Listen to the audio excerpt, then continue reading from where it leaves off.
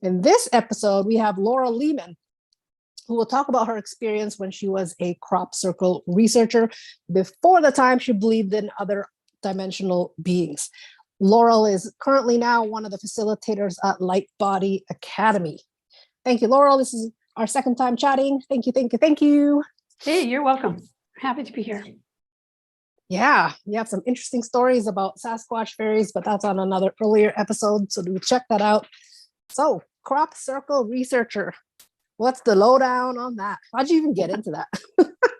That's a really good question. I feel like these things just smack you over the head. You know, it's not. I've always been interested in the paranormal. Let's just say that. But I sort of had an awakening. I hate that word, but I've had I had an awakening. What can I say? I whacked my head and my life changed. So I had a concussion and then things started to change.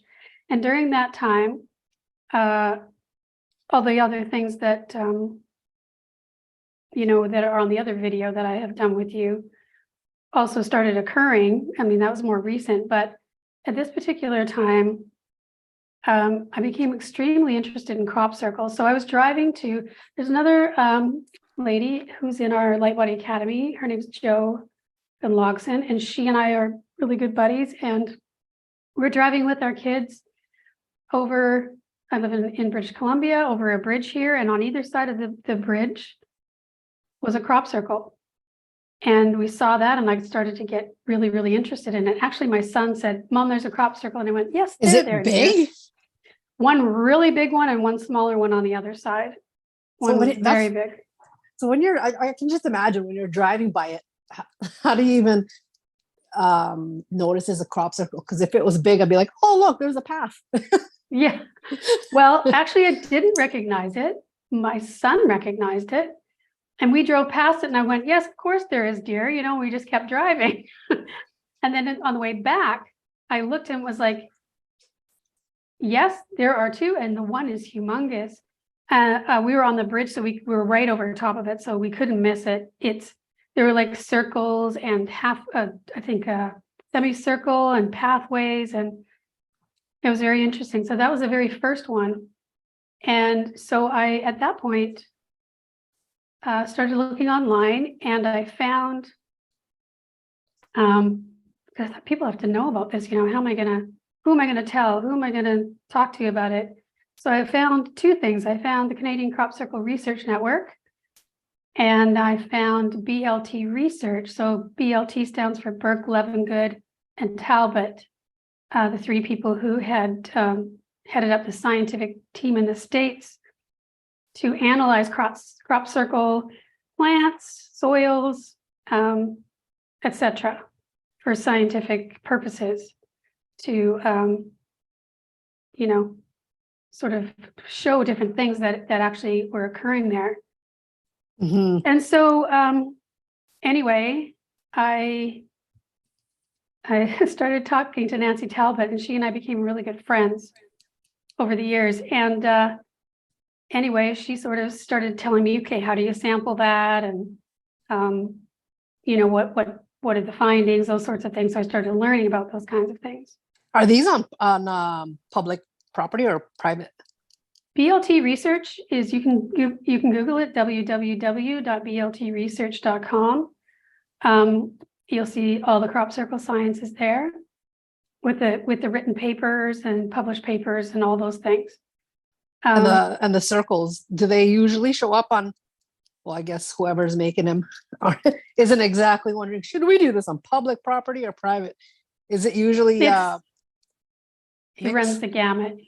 Okay. The gamut, yes, as do the things actually creating the circles.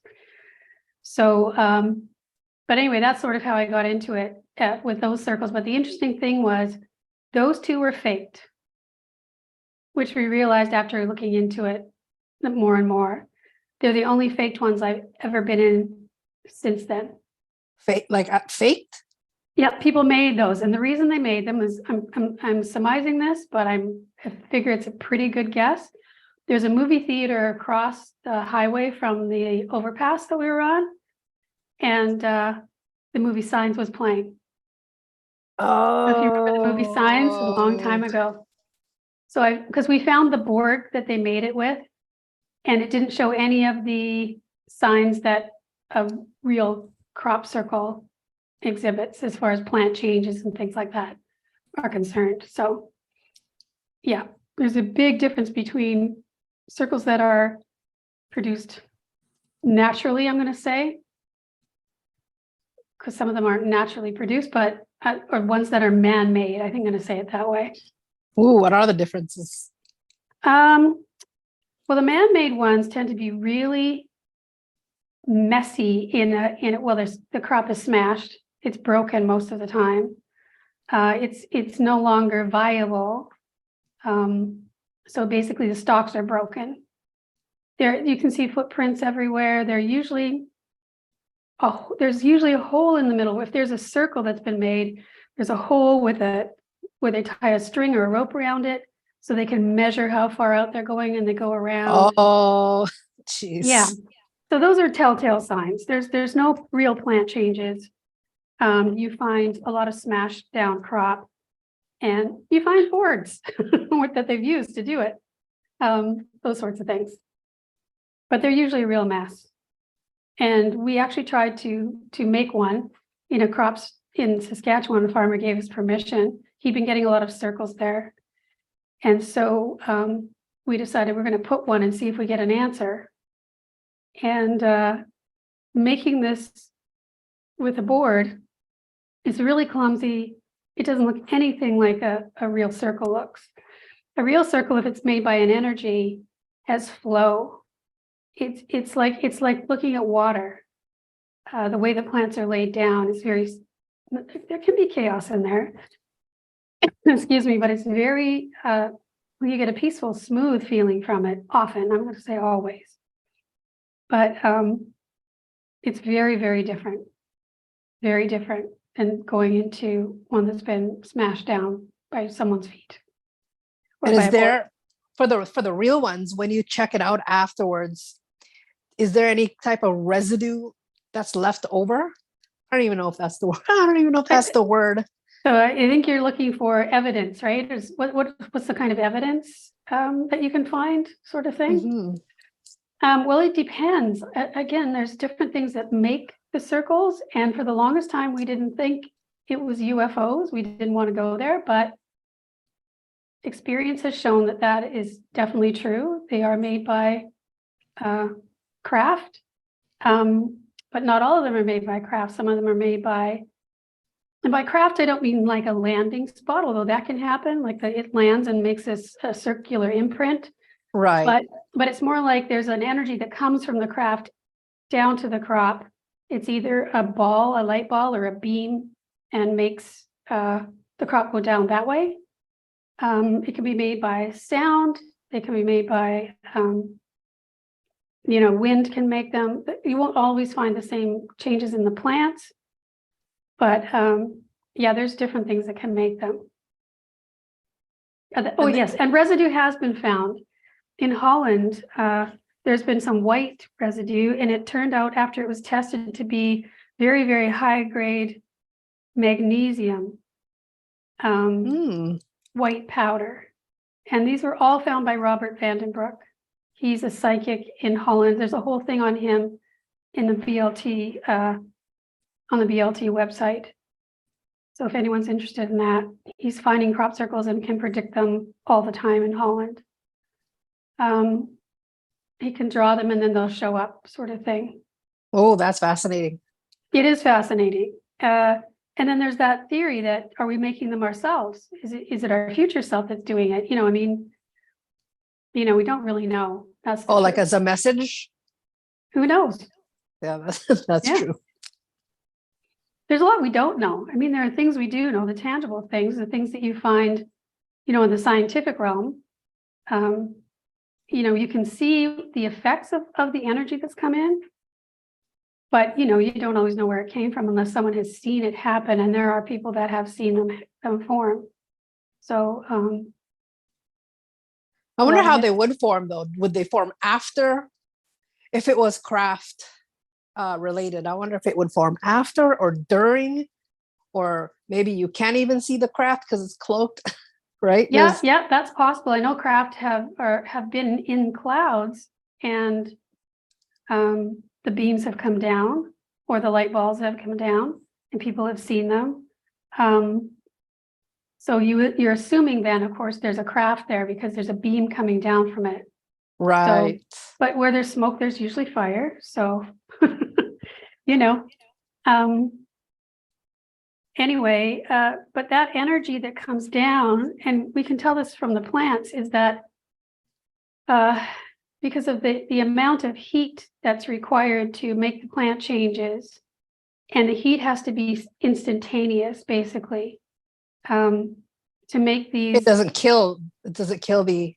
It doesn't kill the plant. The plants are sort of steamed, I'm going to say, because you can often smell that steamy smell, like if you steam vegetables, you can smell. Oh, okay. Yeah. So it's like, and that's why there's so much flow, because they just sort of fold over with the heat. And then the water inside the stems gets so superheated that it explodes out the nodes, and those are called expulsion cavities. And I've got a lot of examples of those that we can put in later.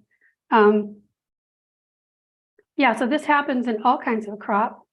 Well,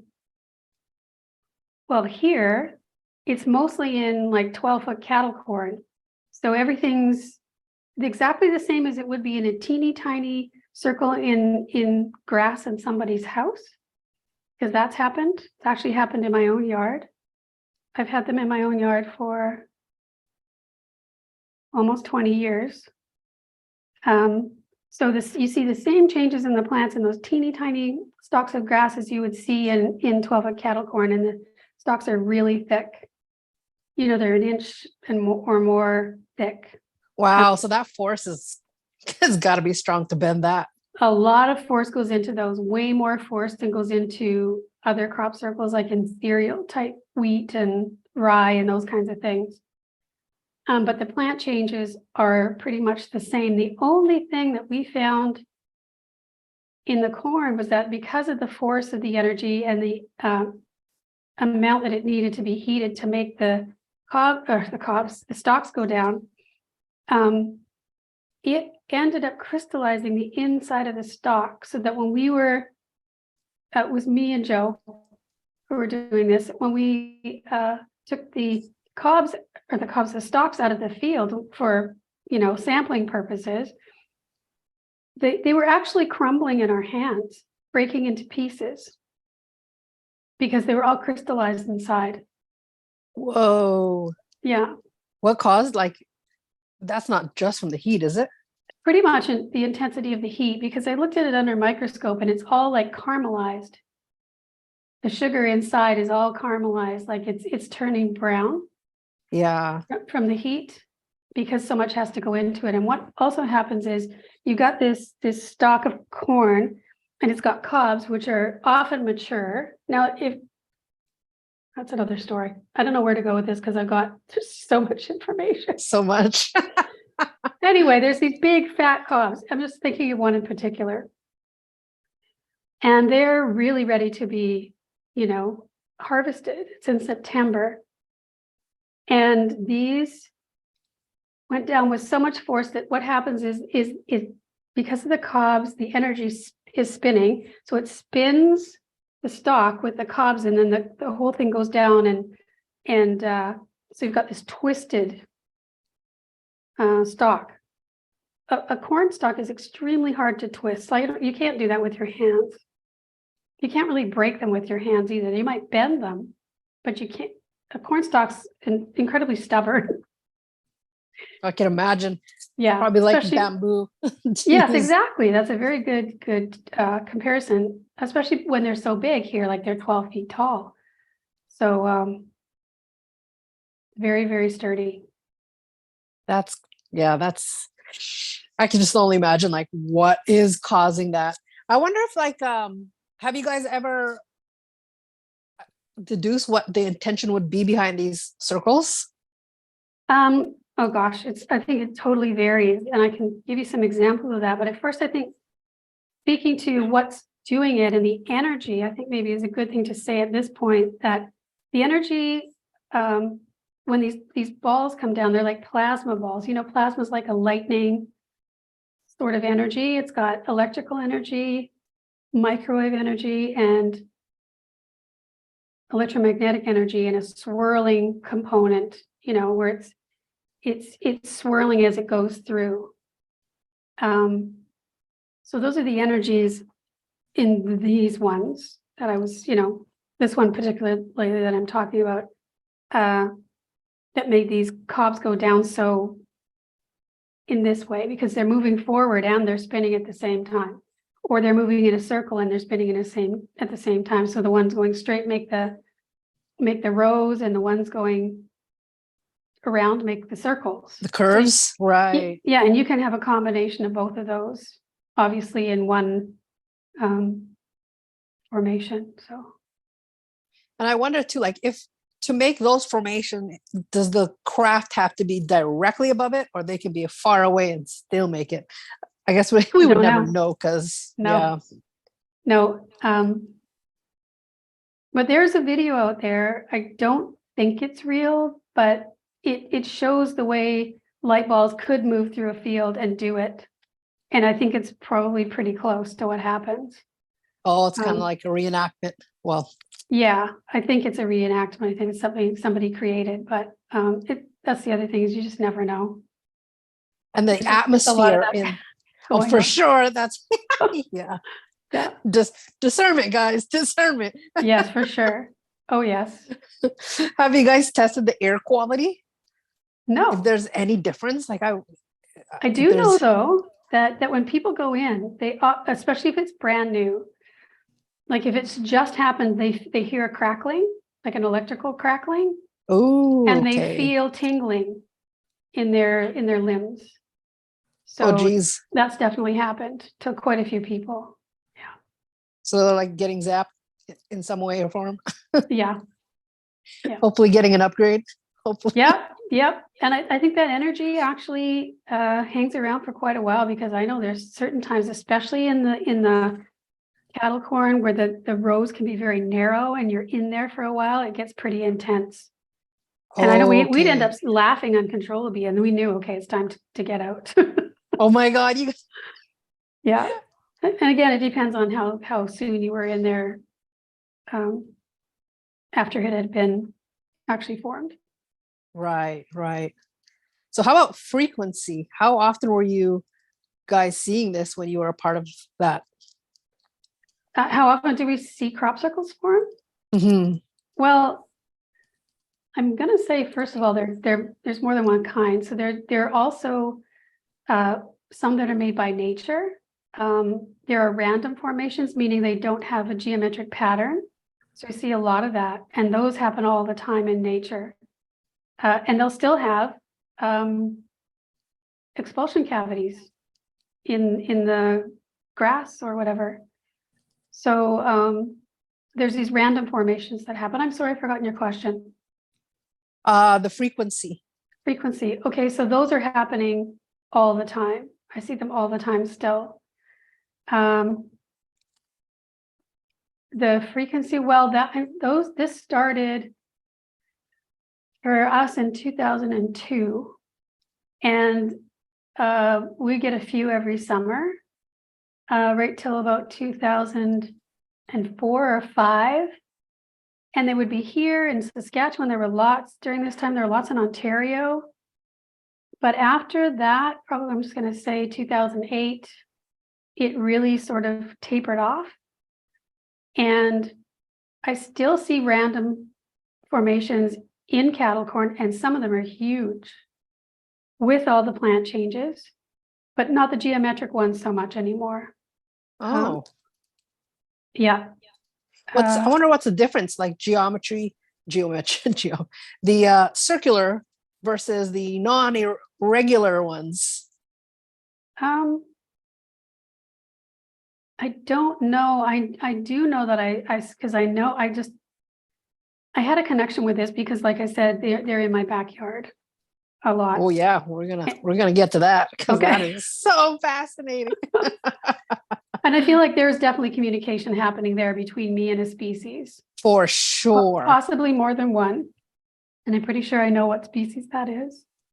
But anyway, like I said, Bev, there's so many ways I can go into this, but I'm trying to hold to what your question is. Oh no, don't go by my questions, because if you're urging to say something, it's meant to come out. Okay. Well, there's a lot of times you get a feeling when you're in a circle of the makers. Okay. You can feel whether the intention was good or not. And I don't know if that's just because I'm an intuitive naturally. I don't know what other people would say if you asked them. But I could feel the intention, and actually got messages in a couple of them. And this is before I even knew I had any abilities at all. I think when you have some sort of intuitive tendencies, stuff happens to you and you just consider it to be normal because it's normal for you, and you haven't really talked to anybody else who it's not normal for. Right. So anyway, yeah, I've been in circles where I've sat down and actually meditated and asked a question and gotten an answer. There's one that I sat down and meditated in, and I said, "What is the purpose of this circle?" And the answer was knowledge, and it was coming in a very weird way. It was a very choppy communication. Excuse me, and which made me feel like it was more of a technological sort of something answering me. You know what I mean? Whether that's true or not, I don't know. And then I said, "For who? Who's the information for? Who's the knowledge for?" And he says, "Both." So both the observer and the observed, or the person who put or manifester of the circle and the people that were in it. Right. Okay. And that scared the pants off of me, and I ran out of that one like a it's like, I'm not doing that again anytime soon. But I did do it again later in a circle that felt different, and it felt more open is a better word. And I can't remember what was said in that one, but it was more of it was almost like a lesson in that one. So, and then we also had a feeling that there was a ship over top of that one. But as far as weird things go, like a lot of weird things would happen. It was back when I didn't have a digital camera. I just had a normal camera. And I would get these weird green lights on the pictures, like a beam.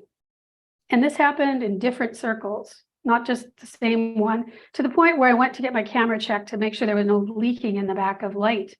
And it was fine. But I remember going to one particular one, and my son wanted to come, and he brought a friend, and he was probably around 12 at that time. And they just sort of went off down, again, it wasn't 12 at cattle corn. They went off down the tractor path. We have a lot of tractor paths here they don't have in England.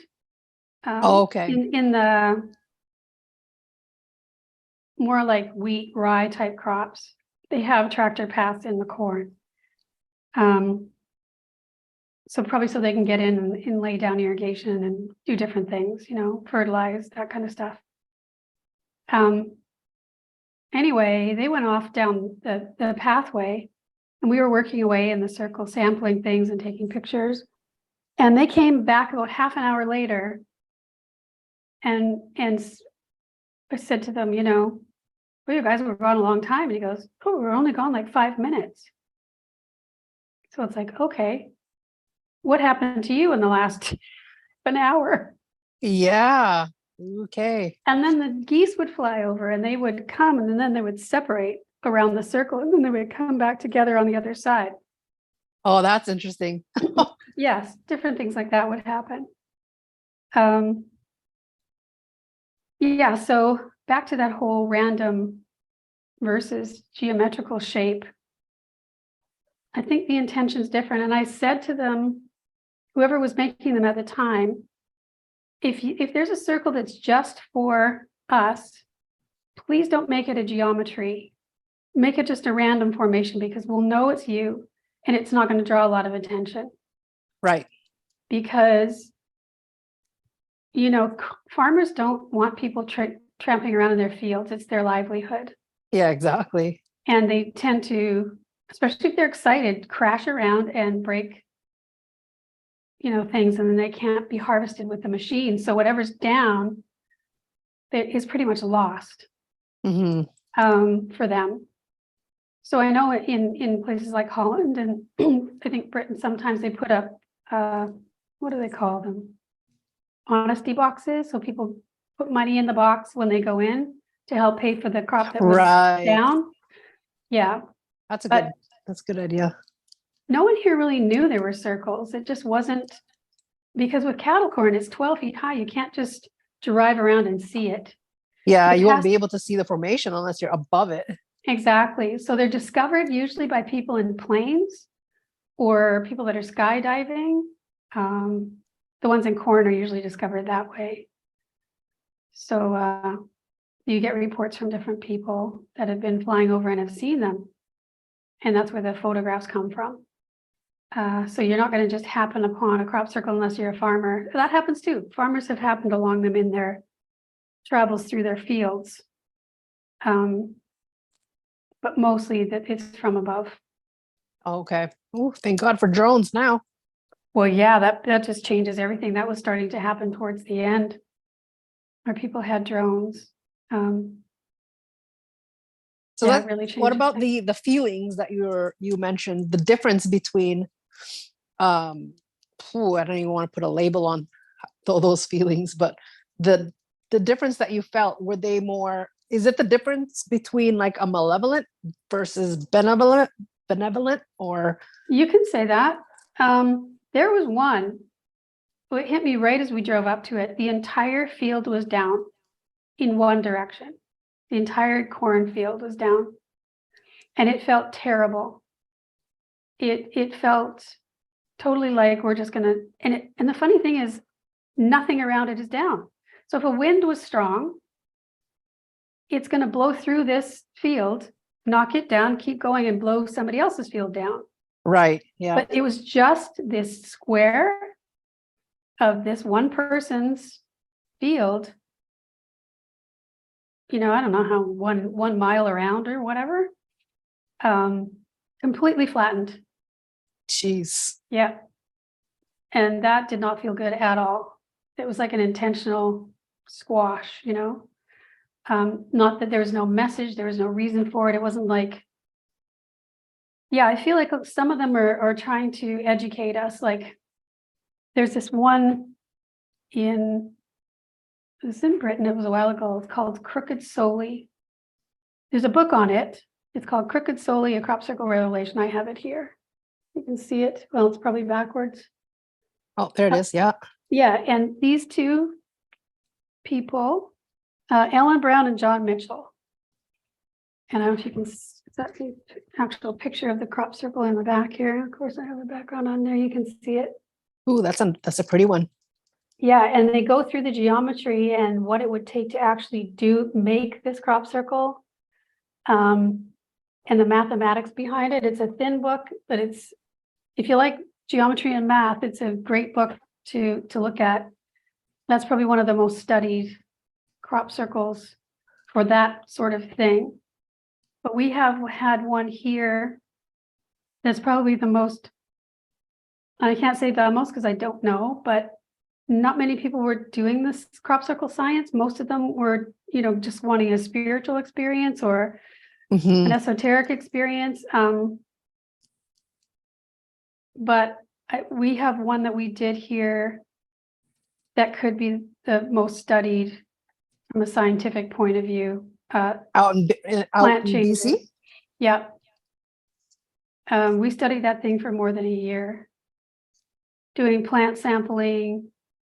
We did plant sampling, soil sampling, So what happened is this is the one with all the energy that twirled the big stalks of corn. And it was shaped almost like a firewire symbol. It came down like this and then went like this. And then it had a prong in the middle. So it had 3 prongs. It came up like this. And it had a semicircle at the top and then 2 circles on the side like that.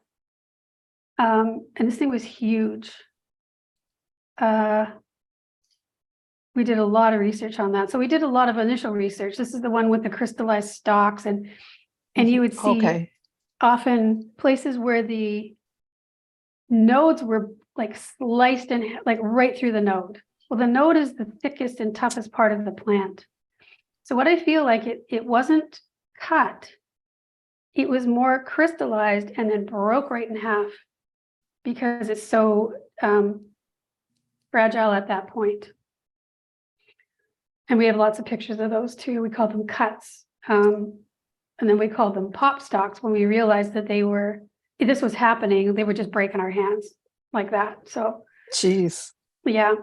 Anyway, so this particular circle, we went in and did all that kind of measuring and that sort of thing. And we do, after it's harvested, we did a magnetic particle drag. So you're dragging with a magnet for spherical particles of metals that have microscopic, that have been, what happens when this energy comes swirling in, it picks up the soil, like the dust, swirls it around, heats it up just like the plants and drops it back down.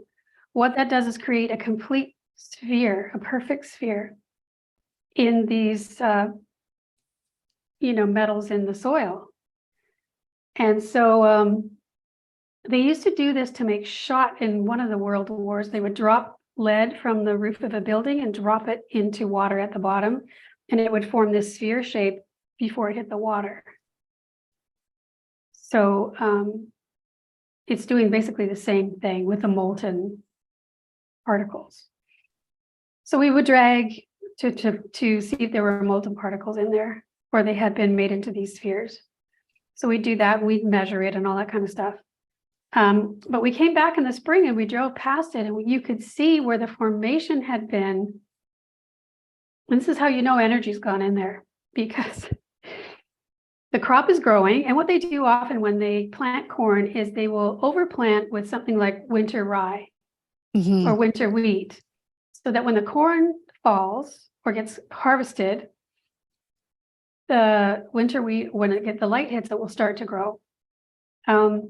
So we're seeing this new crop coming up, and outside of the formation, I'm pretty sure, I'm estimating this because it's been a while, the control area, which is anything but the formation, the grass is wheat, I guess it's wheatgrass, isn't it? Or ryegrass, I think it was only about 4 inches high, and everywhere else it was about 11 inches inside the formation. So you could basically see what's called the ghost formation.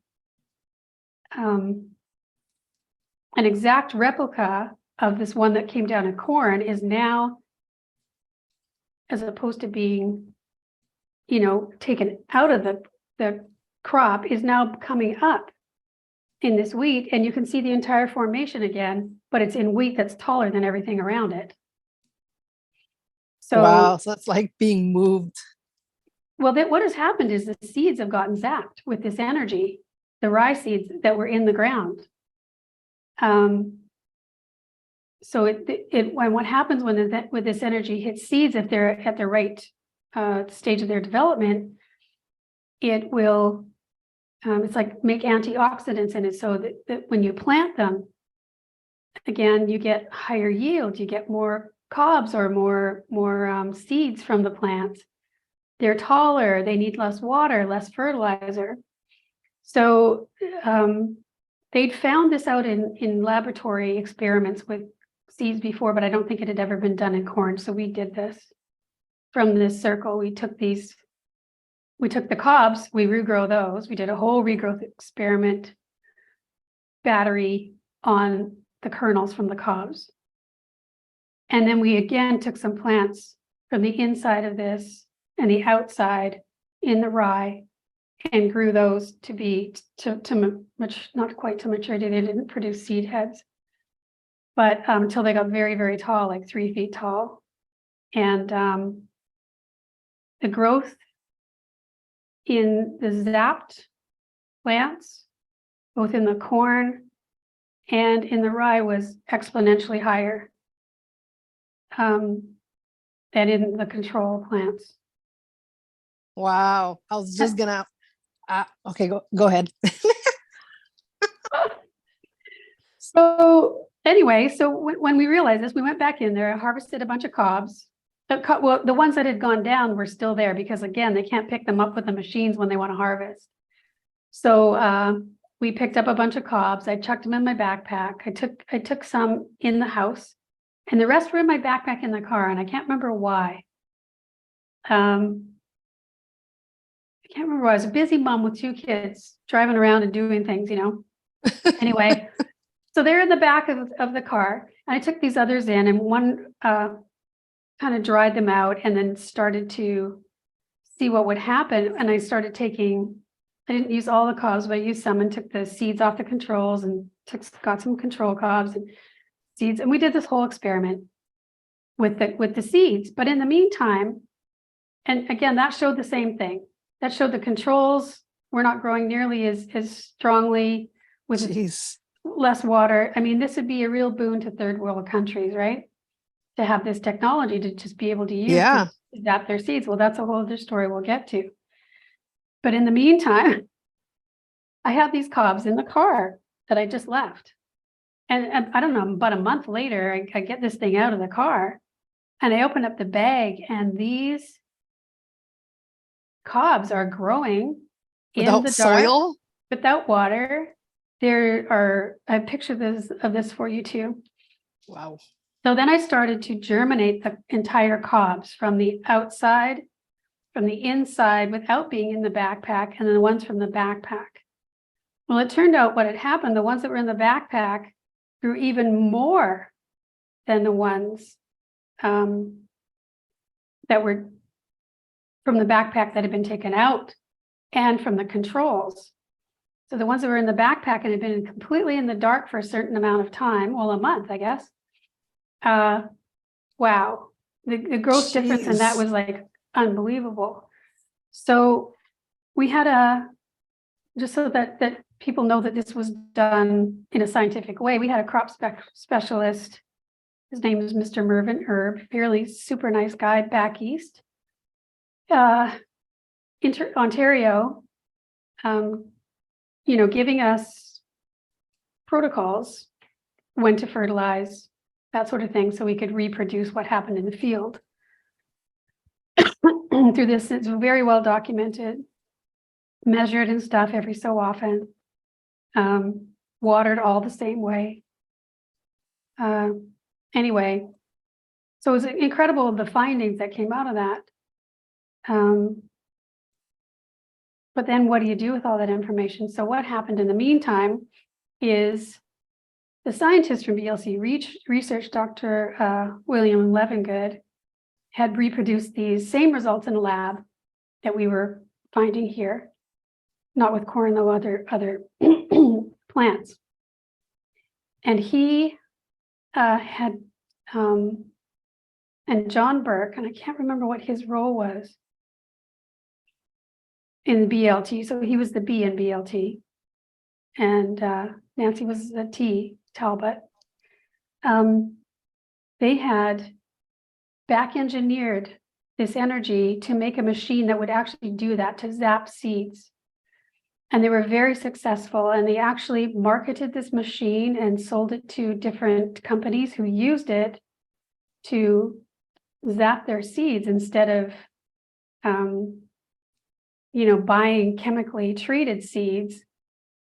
They would put it, so it's basically a very simple machine. It had a box with a conveyor belt that goes through, and the seeds would come in and they would dial it up or down depending on the seeds. And they have ratios for all of this, how long it's going to be zapped, how strongly the zap's going to be.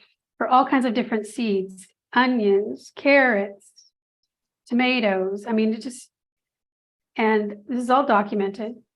No, it's not like considered unhealthy. No, it's just to do electrical. it. It's those same energies. This is basically just an electrical pulse. It's a very, very Gotcha. simple machine. A lot of people could make it. So they patented this machine, and they had university trials done with it, showing all the results. Anyway, this patent has expired, so anyone now can go and you can Google it, US patents. I can even give you the number if you want it. It's patent number 5,740,627. Go in there and it'll show you exactly how to make the machine. And the thing about how to treat the seeds was all on their website. So I have some of that information still. But anyway, there's this machine up for grabs for anyone who wants to take it and zap their seeds. And I've tried to give this to people, but it seems like a lot of work. You know, it's not like also you're dealing with big chemical companies that want to, not to mention any names, Exactly. Yeah. that want to run the industry, and you're up against that too, because they're not going to let that happen. However, you take that to a third world country where that maybe isn't quite so prevalent, and you could help people, you know, grow their crops with less water, less fertilizer, or none even, you know, and see how this actually works. So that's a side thing that has happened through the crop circle research and crop circle energy. Right. Yeah. Got to be on the down low though. For now. Well, yeah, it's on a case by case basis. This was what I thought at some point, you know, someone would take this to farmers and just say, here it is. You know, give it a try. Do like an experiment. Get a patch and experiment with it, you know, with this machine. Because apparently this is a long time ago. It would have only cost $3,000 to make this machine. Probably more now, but the components aren't expensive. Yeah. You'd need a space to do it in, and a space to store the seed, because the seed, and this is what I'm thinking about what happened with the crop circle corn in the backpack, is that it was stored in the dark, you know, for a certain amount of time. But you have to store the seed and let the effect ripen, you know, you have to let the effect ripen. The antioxidant properties to develop within the seed. So you need space for that, to have the conveyor belt to store the seed. And that may throw people off because farmers are busy, you know. For There's sure. winter when there's not so much going on. That's the thing. That would be ideal in winter when our environment is not sunny and the weather is too cold. Yeah, I can imagine. Yeah. So that's there for anybody who hears this that wants to get involved in that. You have the patent number and off you can go. Yeah, exactly. Yeah. Just be mindful of Big Brother. Yes. Yeah. Oh man. So let's go to the formations in your yard. That's another whole different experience. When you first told me that, I'm like, what? You're getting like these are your special communications. This actually blew my mind. I don't know if it was the first year, because like I said, it's been a long time, and the second year, I think it wasn't the one where we found the faked one. That was the first one. It was the following year. And they seem to come here anyway between June. Well, you get the odd one in May. June and September, I'm going to say. And you get the odd thing happening around that. So this was in June. And we had just taken our daughter to her dance recital. And it was beautiful out. It was about 9 o'clock. So before we left, I'd watered everything. So I had a good chance to look. at what it was like before we left. When we got back, it was beautiful outside. It's 9 o'clock. It was still light. And all the kids are in the backyard playing. We were fenced in with the neighbors, so the neighbor kids are there too. And I go up to the corner and I'm just looking, I just like to look at the plants. So I go around. And all of a sudden I see this circle in the corner, and it's about 3 feet wide, and it's we have this corner full of wild grass we didn't know what to do with at the time. And I ended up leaving that patch just so that we could get formations there. We never did anything with it. It's still there. So The formation? No, the whole thing where the wild grass grows. Oh, okay. It's called couch grass. Anyway, so I go up there and there's this 3-foot circle, and it's beautifully just steamed over. And it's like, I grab a few pieces and I run in the house and get my microscope, and sure enough, there's expulsion cavities in it. And I'm sitting there stunned in the kitchen. And my husband comes in and he goes, I didn't tell anyone it was there. He goes, considering what you're studying, you might want to come up and have a look at what's going on in the back corner of the yard.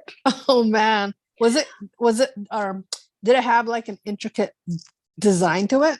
No, it was just a little circle, and it was all like just over from the middle. It wasn't really swirled. It was out from the middle like this, sort of over and then just steamed out like that. So it was great confirmation for me, because he was a real skeptic, particularly, not anymore, but it picked at that time 100%. So it shocked me that he would actually notice consider that, yeah. And then say to me, I saw this thing. So anyway, we didn't talk too much about it after that, but they just kept happening, and they would happen, and they still do, in all kinds of different plants. We had very close to where that was, this sort of a semicircle of bricks, and there were trees in the middle of that. And around those were wild ferns, and they were big ones here, probably 4 feet high, maybe 5, some of them. Big ferns around this tree. And I look out the window, I get up in the morning, I look at the window, and they're all down.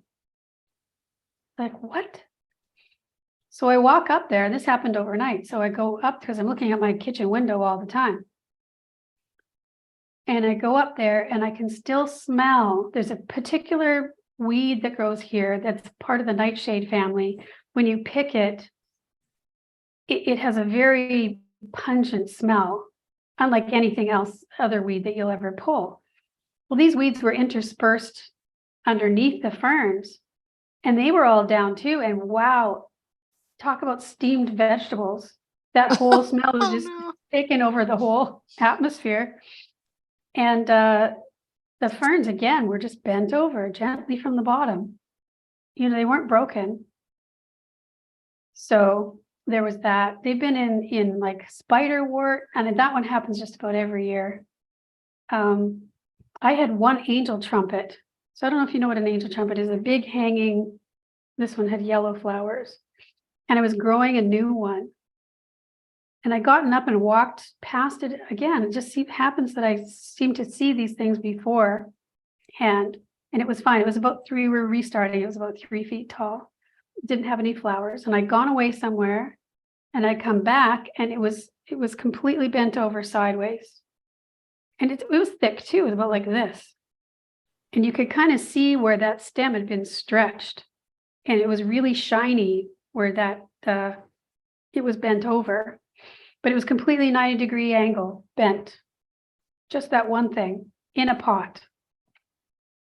Jeez. So, and then I had, from the neighbor's house, 37 tiny little circles going around my deck, over to the neighbors, and around to where the stairs are as far as they could go. And that's happened more than once too. Not 37, but varying numbers of them. Excuse me, same thing, same plant changes, all that stuff. So I just got used to it, Oh my gosh, your neighbors are probably like, what are they doing to their grass? Well, and the funny thing is, I know, and my husband's going, well, I don't see this happening anywhere else. He goes, I don't see this happening across the street. I don't see this like this big grass, like tall grass across the street. I don't see this happening anywhere else. Like, I know. So what's Excuse me. what would be your explanation and feeling with why this is happening in your yard? Because we were paying attention to it, to what was happening in the fields. The funny thing about this period of time is that also I had weird experiences happening to me. Like this is all very weird. You know, it's all very weird to me. Like this wasn't normal. I would get up in the middle of the night to go to the bathroom, and there'd be a geometry projected out in front of me, like it was coming from my forehead. Like I'm talking full on circular geometry with patterns inside.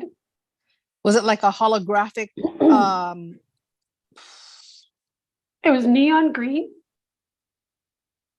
Just like if you saw like a light stick, you know, those light sticks that you break and it's Okay, beads like yeah. that. And it would follow me like this. Like if I was walking, it would be in front of me. If I turned, it would turn. It was just like it was projected right out. I can just remember having this feeling like it's coming from here. Right. And this happened, several times. I remember one time my daughter used to wake up at night and she'd want me to go sleep with her. So I'd go and get into her bed and I'd be seeing this thing. And I'd see it with my eyes closed and I'd see it with my eyes open. When I walked to her bedroom, when I got into bed, and then when I got up again to leave, there it was. So that happened. Yeah, stuff like that started happening. Weird things started happening. My children were starting to have sort of psychic experiences. None of it was bad. You know, often when you think of these things, there's so much lore out there about bad things happening. Not that those don't happen. But none of this was bad. Although what did end up happening is they ended up sleeping in a room all the time because They haven't gotten used to it yet. well, yeah, there's one sleeping at the foot and one sleeping on the side, and we just made beds for them and said, okay, you're not comfortable, come in here and sleep. So we could all get some sleep. Nobody was sleeping. You know, we were all awake all the time. So those sorts of things were happening at the same time. I also had military helicopters flying over my house more than once. It was a very odd period of time. Wow. Wonder what they were looking for. Jeez. I don't know. I don't know. And it was just odd because it could have been completely unrelated, but they were very low over the house, like about 100 feet over the roof of our house. So maybe they are, it could be, they could be seeing like crafts that you weren't aware of at that time. They could. I mean, who knows? I really have don't want to say I have answers because I don't. Mm-hmm. Yeah. Oh my gosh, you must have been like, what is going on? Well, it got pretty normal after a while. We just kind of report to each other what had been going on. You carry on with life. Mm-hmm. But yeah, you just don't know what's going on in your neighbors' houses, I guess is to say. Yeah, exactly. Or that. Wow. So before we wrap up, I don't want to keep your voice struggling here. It's okay. It's getting better. But that's fine. We've been here for a while. What I guess for people the curious minds out there that may want to experience crop circles or possibly even having it in their own yard, I don't know if you can intend those kind of messages to come.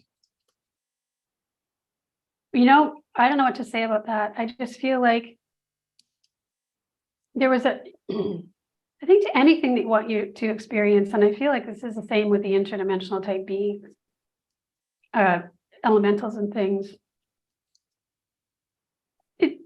an intention needs to be there to develop a relationship, you know? And Right, exactly. I was always open to that. And it's like, and I was never afraid of what was going on. I feel that that lack of fear is important too, because energetically, that's not a way you want to approach anything if you want a positive result, period. Yeah. Yeah. So I don't know I don't really know what to say about that. Yeah, I think I it's as long as the intention is authentic and comes from the heart, I think you are pretty much good to go with opening up some type of experience versus your egoic self asking for footage to show Yeah. on TikTok. And Well, yeah, of course, none of those things existed back then. It was it's much more pristine environment to have those things show up in, especially for evidence sake, because you couldn't fake things like you can now, and you couldn't, you know, it wasn't all over the place. It was in a certain places that you could go to find it. right, exactly. Not just there like it is now. So yeah, and I do believe there are messages in some of it, you know, especially like this regrowth thing. And I know there's another fellow who used to be part of a Canadian Crop Circle Research Network where they back engineered how to build a ship. So, you know, how to build a UFO, basically. Mhm. So Oh yeah, there's I think that's becoming more common now from what probably. I've read. Well, the back engineering ships, yeah. I mean, that's for sure. They've been doing that. The US government's been doing that for a long time. Yeah. But the thing is, they actually have a craft to back engineer it from. This is like a crop circle. They've taken the information from the crop circle and it has formulated this blueprint. Wow. Yeah. So I think there's a lot of information to be had if people are willing to decode it and have the ability to do those things, depending on what their interest is, you know. That's the thing, decoding that process is a whole nother thing that I couldn't even fathom. Exactly. So that sort of like this crooked stoley thing that's not something I would be able to do or be interested in, you know. But I love the whole plant thing. So that's what was speaking to me. I wonder if what would have, like, you ate the corn that was affected, if it would influence your body. Yeah, that's a very good experiment for someone to undertake. I know they've done research like this with water. They put water into crop circles in little vials to see what has happened.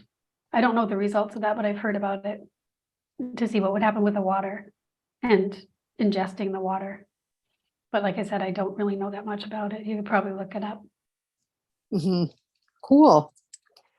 Well, thank you so much for all your insight. I know it's probably just like a small dent to your world of this stuff, but I just wanted to let people understand that, you know what, there's a lot more going on in this world.